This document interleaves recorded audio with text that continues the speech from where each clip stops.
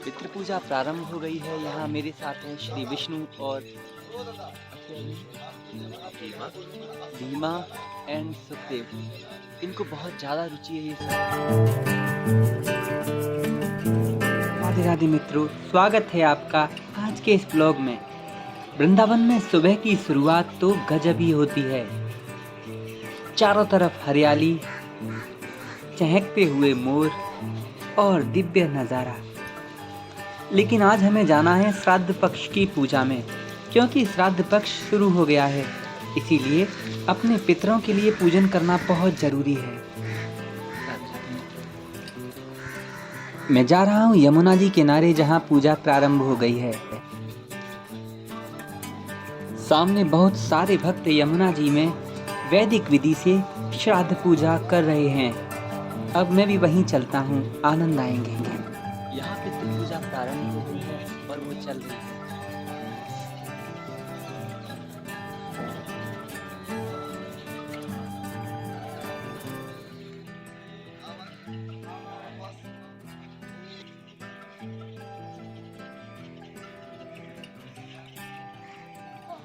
पितृ पूजा प्रारंभ हो गई है। यहाँ मेरे साथ हैं श्री विष्णु और भीमा एंड सुखदेव।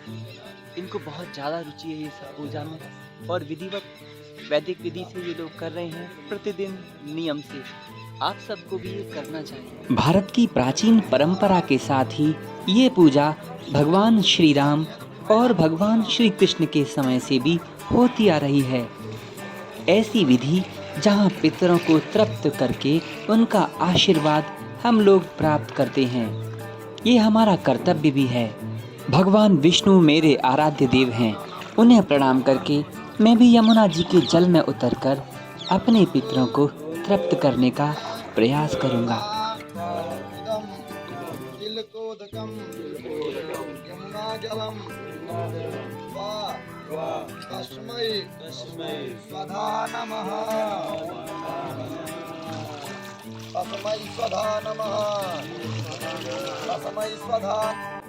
दुनिया के सबसे बड़े महायोगी ब्रह्मऋषि श्री देवरा बाबा सरकार के आशीर्वाद के साथ ये पितृ पूजन यमुना मैया की गोद में और भगवान श्री कृष्ण की लीला भूमि वृंदावन में किया जा रहा है।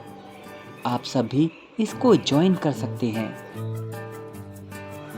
आश्रम के वैदिक ब्राह्मण वेदों मंत्रों के साथ इस विधि विधान को पूरा करा रहे हैं। ये पूजा प्रातः 6 बजे से ही यमुना जी में प्रारंभ हो जाती है। आप इसे घर पर रहकर भी कर सकते हैं। ये क्या दे रहे हो आदिश? ये है तिल जौ चावल पितरों के निमित्त। इस पूजा में मुख्य उपयोगी वस्तुएं हैं तिल, जौ और चावल, क्योंकि तिल भगवान विष्णु के पसीने से उत्पन्न हुए हैं, इसीलिए वे परम पवित्र हैं। तिल का दान इन दिनों अवश्य किया जाता है। आप भी काले तिल का उपयोग पानी में अर्घ देकर अपने पितरों को प्रसन्न कर सकते हैं। शुद्ध जौ के आटे से निर्मित ये गोले कछुओं और मछलियों को दिए जाते हैं।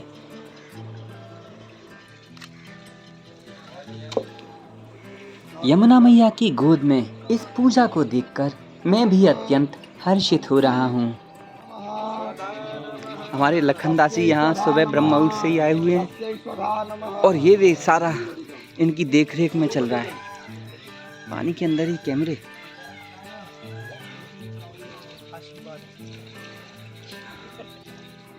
शरीर छोड़कर यमलोक में गई हुई आत्माएं, पितरलोक में गई हुई आत्माएं पृथ्वी पर वापस आती हैं इन 15 दिनों के लिए, और सूक्ष्म शरीर से वे हमारे द्वारा किए गए श्राद्ध को ग्रहण करती हैं और संतुष्ट होकर हमें आशीर्वाद प्रदान करती हैं।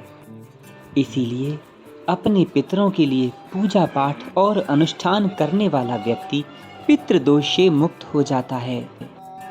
इन 15 दिनों के लिए यमराज जी सभी पूर्वजों को धरती पर वापस भेजते हैं, और वे इसी आशा में आते हैं कि उनके परिवार के लोग उनके लिए तर्पण करेंगे।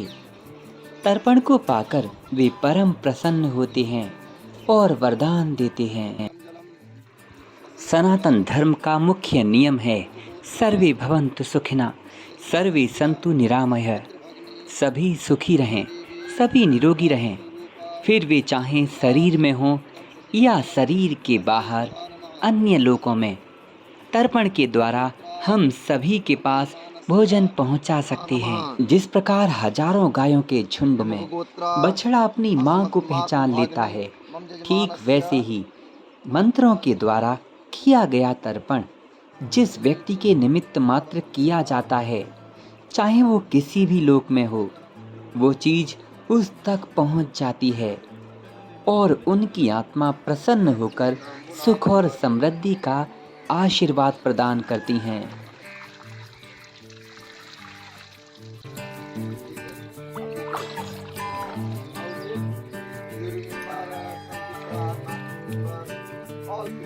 अगर आप बहुत दूर रहते हैं और ये सब आपके लिए संभव नहीं है, तो गीता जी का पाठ अपने पूर्वज का नाम लेकर उन्हें सुनाएं।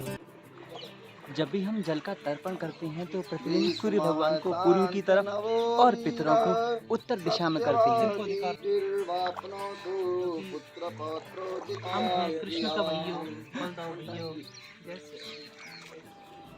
तर्पण बनाकर अब सभी लोग अपनी अपनी वेदी पर जौ के आटे से निर्मित पिंड का दान करेंगे और फिर उन्हें कछुओं को डालेंगे। कछुआ या मछली जैसे इस पिंड को खाएंगे, ये पिंड तुरंत उस जीव को भोजन के रूप में प्राप्त हो जाएगा। वो जिस योनि में है वैसा ही भोजन बनकर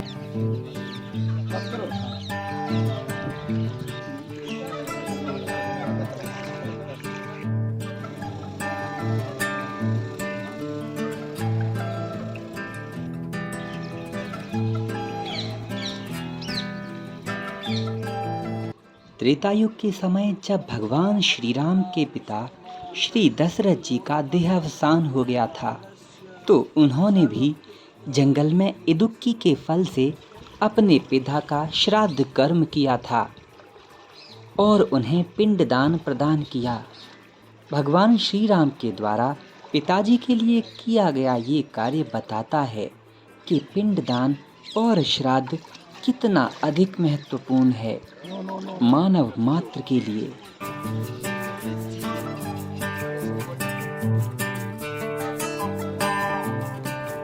श्राद्ध पूजा का अब ये अंतिम चरण है। इसके बाद आज की पूजा संपन्न हो जाएगी और इस प्रसाद को बाद में मछली और कछुओं को डाल दिया जाएगा। उनको खाते ही ये तुरंत सूक्ष्म रूप में आए हुए उन जीवों को प्राप्त हो जाएगा जिनके लिए ये कार्य, ये पूजा पद्धति की जा रही है।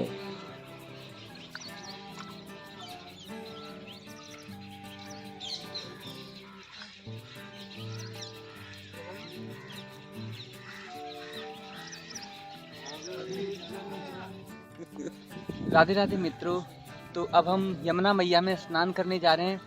वहाँ तैरेंगे, बहुत ज़्यादा आनंद आएंगे।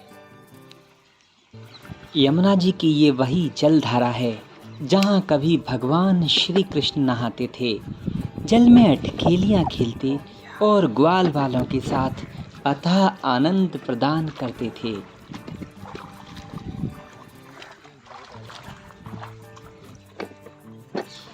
पूजा और तर्पण के बाद हम सभी साथियों ने बहुत देर तक यमुना जी में स्नान किया, काफ़ी तैरे और भगवान का भी बहुत धन्यवाद दिया।